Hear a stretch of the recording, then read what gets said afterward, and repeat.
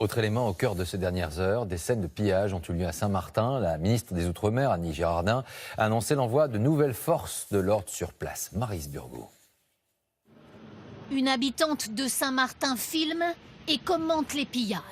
All of them going inside to steal food, Pampers, everything, all these cars, all these people. Dans les supermarchés, il y a ceux qui cherchent le strict nécessaire pour survivre.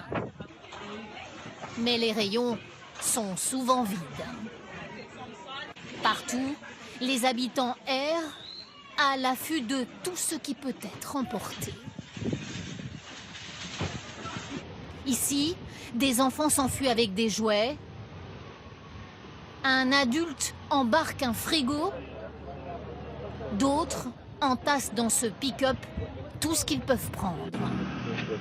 Des scènes de pillage par dizaines que beaucoup désapprouvent.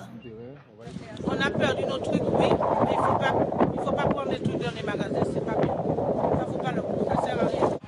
Dans cette rue commerçante, sous les yeux des passants, des écrans de télévision sont emportés.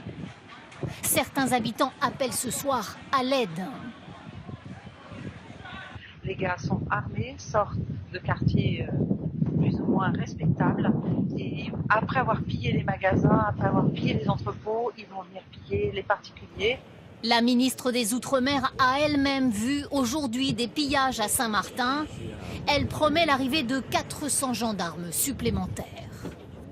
Oui, au sein de la population, on perçoit de la fatigue, de l'angoisse, mais également une réelle tension due à ces pillages, alors qu'un autre ouragan, José, se rapproche de Saint-Martin et de Saint-Barthélemy. Le point ce soir, Jacques Cardos.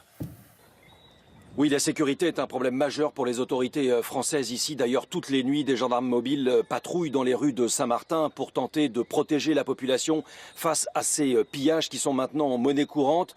Il faut savoir qu'une partie de cette population s'est réapprovisionnée en armes puisque des magasins d'armurerie ont également été pillés. Et évidemment, on craint aujourd'hui une réaction violente de la part de cette population qui vit dans le dénuement le plus total. Regardez par exemple cette maison, comme 95% des habitations ici, il n'y a pas de toit, les gens dorment à la belle étoile, sans eau, sans électricité, bientôt sans nourriture ou bien avec très peu de nourriture.